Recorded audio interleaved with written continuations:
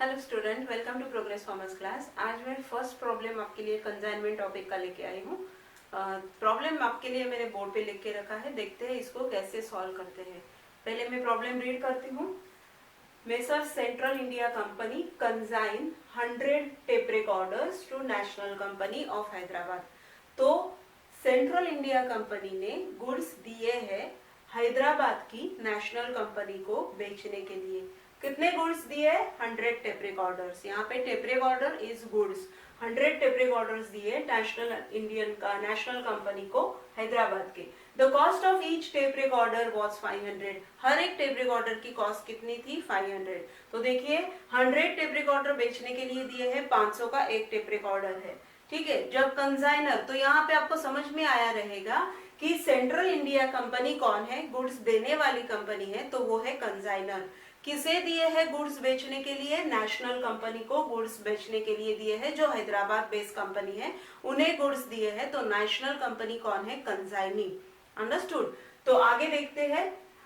Consignor paid insurance 500। Consignor ने कितना insurance पे किया? बोले तो सेंट्रल कंपनी, ये जो है सेंट्रल इंडिया कंपनी, उन्होंने कितना खर्चा किया? गुड्स भेजेंगे तो खर्चा भी तो होगा ना। तो कंसाइनर पेड इंश्योरेंस 500, फ्रेट 800। ये दोनों खर्चे किसने किए हैं? सेंट्रल इंडिया कंपनी ने किए हैं।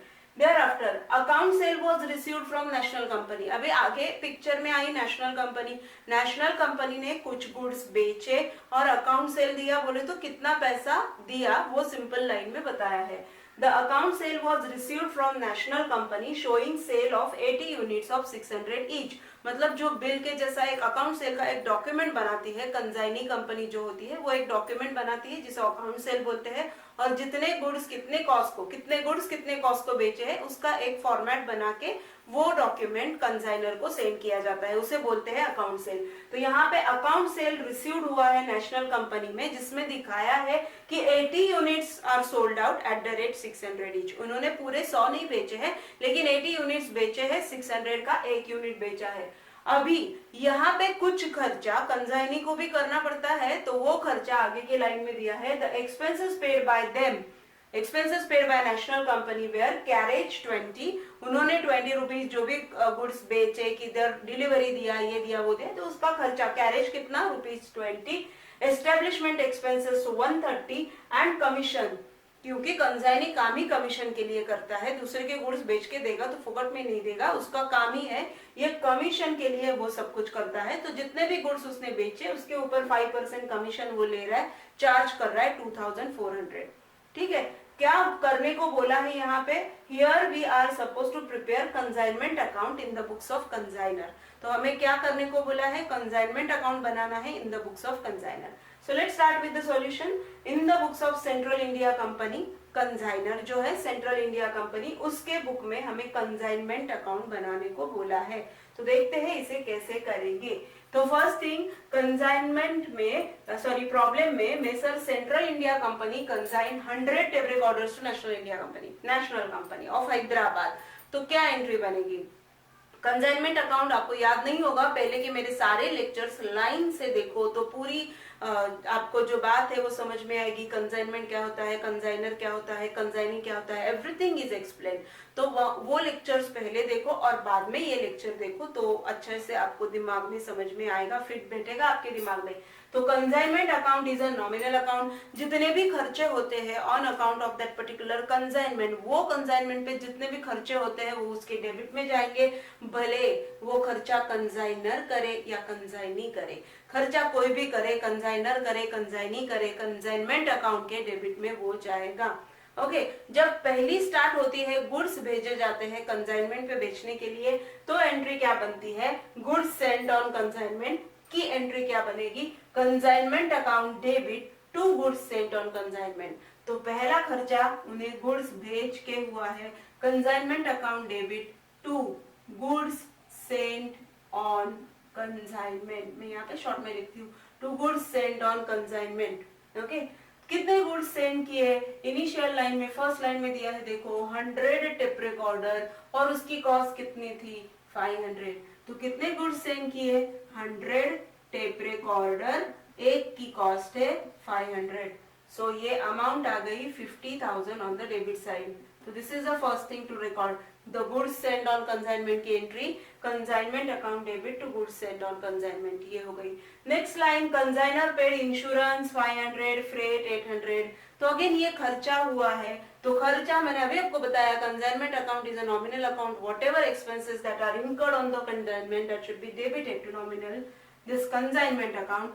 सो कंसाइनमेंट अकाउंट डेबिट, और खर्चा हुआ है सो टू कैश और बैंक, ऐसे ही आएगा. और ये कौन सा खर्चा हुआ है?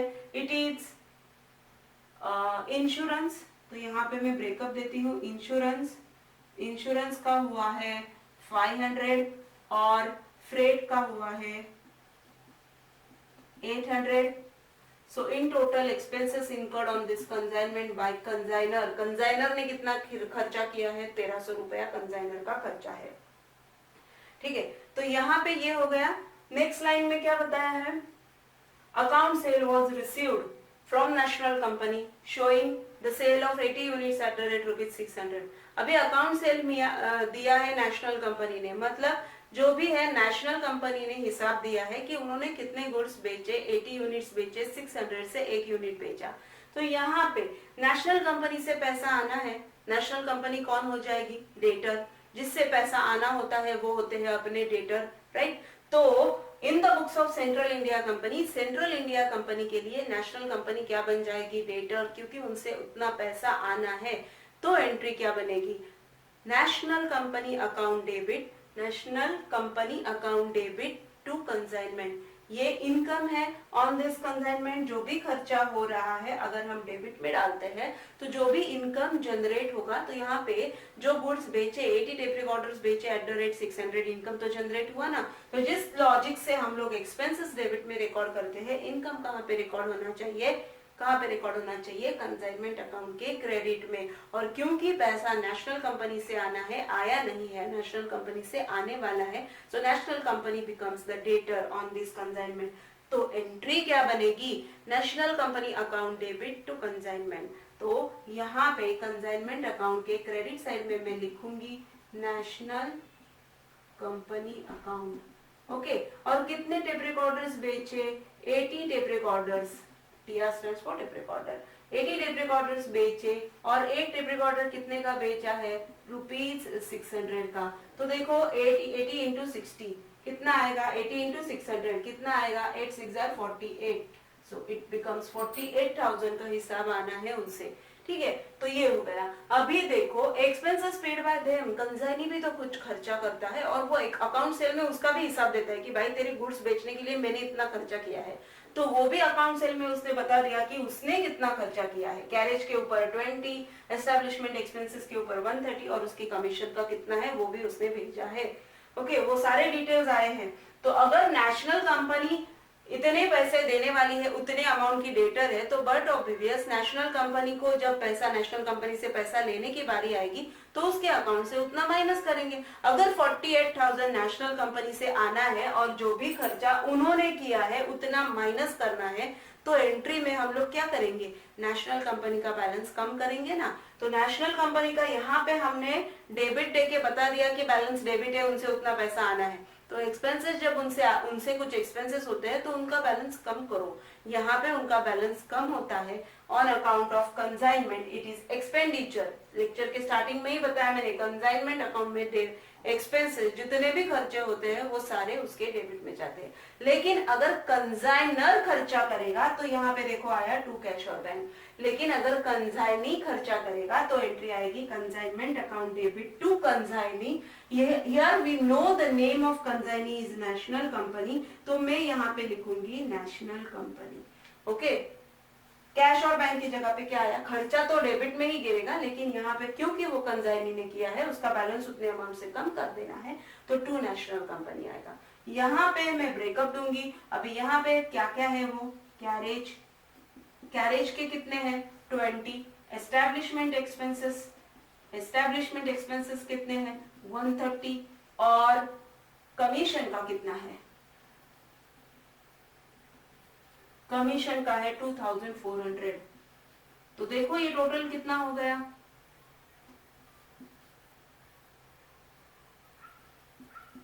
यस इट इज 2550, इतना खर्चा कंसाइनी ने किया है। तो consignment account debit to National Company 2550, बस इतना ही हो गया और हमारा प्रॉब्लम फिनिश है। तो अभी क्या करेंगे हम लोग, देखना है आपको प्रॉब्लम में कि जितने गुड्स भेजे थे उतने सारे बेचे क्या, नहीं। हमने जो सेंट्रल इंडिया कंपनी है उन्होंने कितने टेप रिकॉर्डर भेजे थे बेचने के लिए, 100, और कितने बेचे हैं, 80 बेचे हैं नेशनल कंपनी ने, तो still 20 lies with them, no, so there should be certain closing stock. Closing stock का वैल्यूएशन करना जरूरी होता है।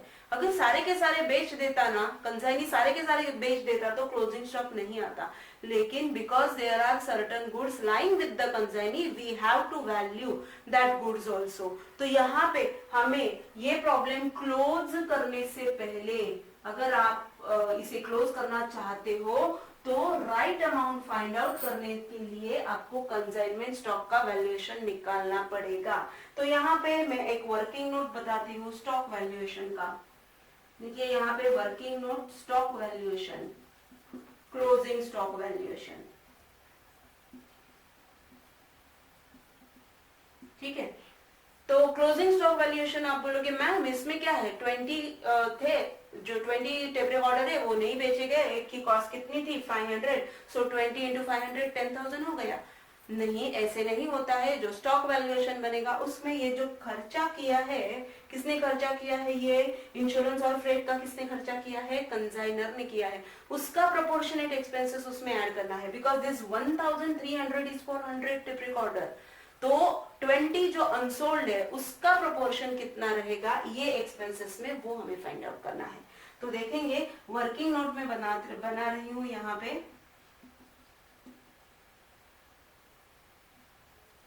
क्लोजिंग स्टॉक वैल्यूएशन का 20 tape recorders eight the rate ₹500, तो ये आ गया 10,000। उसमें हमें ऐड करना है प्रोपोर्शनेट एक्सपेंसेस,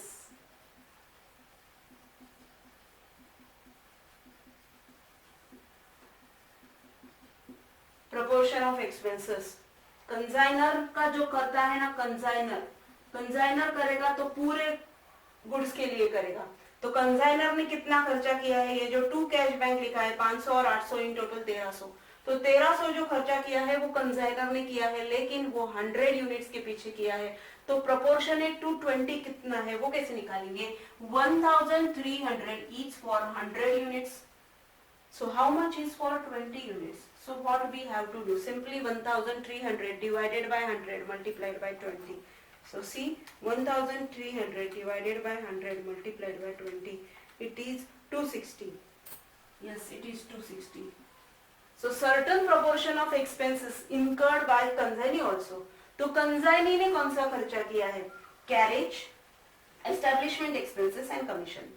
तो यहाँ पे पूरा का पूरा 2550 नहीं लेना है, कमीशन तो बिल्कुल नहीं लेना है क्लोजिंग स्टॉक वैल्यूएशन करते वक्त, क्योंकि कमीशन कब ड्यू होता है, जितने गुड्स वो बेचेगा उसके ऊपर ही कमीशन निकलता है।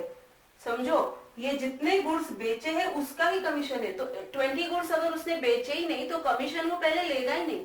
So this commission is for the goods sold 80 units, जो बेचे हैं उसका ही कमीशन है, तो उसको प्रोपोर्शनेट नहीं करना है। एस्टेब्लिशमेंट एक्सपेंसेस को भी प्रोपोर्शनेट नहीं करना है, क्योंकि एस्टेब्लिशमेंट एक्सपेंसेस कब होते हैं, जब गुड्स एक्चुअल बेचे जाते हैं। तो यहाँ पे सिर्फ रह गया मैटर कैरेज का। तो कैरेज, जो भी कैरेज 20 रुपीज का पे किया है उसका ही प्रोपोर्शन आपको निकालना है।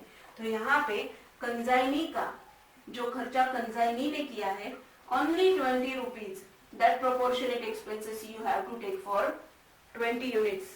Okay, so 20 divided by 100, because it is for 100 units, 20 rupees incurred by consignee on carriage for 100 units, so 20 divided by 100 multiplied by 20.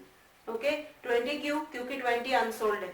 Okay, 20 जितने अनसोल्ड है, ये अनसोल्ड गुड्स हमने मल्टीप्लाई किए हैं, तो इसका अमाउंट कितना आएगा, आप देखो कितना आएगा, इट इज 4 रुपीज, 4 रुपए आता है। 20 divided by 100 multiplied by 20, it comes ₹4, 4 rupees आ रहा है। So this is what the closing stock, ये हो गया closing stock.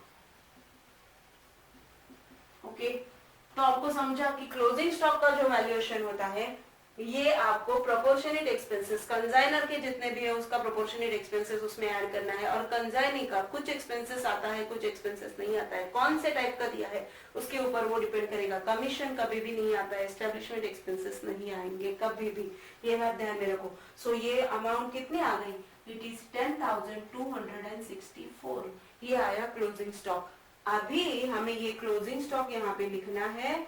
Okay, consignment account के क्रेडिट साइड में हमें लिखना है क्लोजिंग स्टॉक, और इसे लिखते वक्त हम क्या करेंगे, बाय स्टॉक ऑन कंसाइनमेंट। ठीक है, बाय स्टॉक ऑन कंसाइनमेंट ये लिखेंगे, और अमाउंट लिख रही हूं मैं 10,264। वर्किंग नोट नंबर 1, यहाँ पे रेफरेंस दो इसका, वर्किंग नोट नंबर 1 ये उस तरीके से निकाला है, तो रेफरेंस देना बहुत जरूरी है। Now we have to close, अभी हम क्लोज करेंगे। इसको थोड़ा कम करती हूँ मैं स्पेस को, क्योंकि P&L लिखने के लिए जगह नहीं है मेरे पास, थोड़ा और कम करती हूँ।